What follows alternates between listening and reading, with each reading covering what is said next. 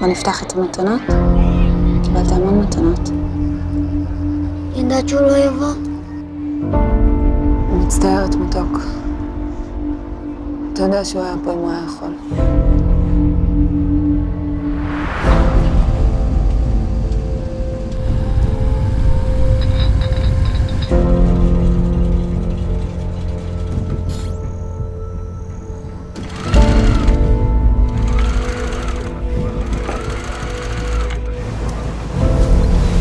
למה אבא שלך כזה רציני כל הזמן?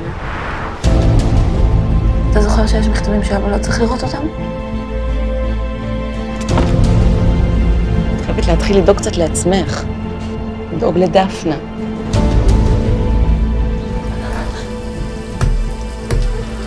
מה יש שלומי? אתה לא מצליח להימנע. מה שיש לעם הזה בגלל המלחמה?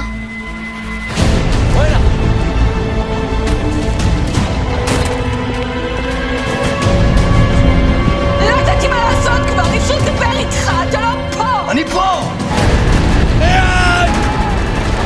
כולם יודעים שמנשה לא בסדר, וגם אתם יודעים את זה. זה פשוט יותר נוח לכם להתערב.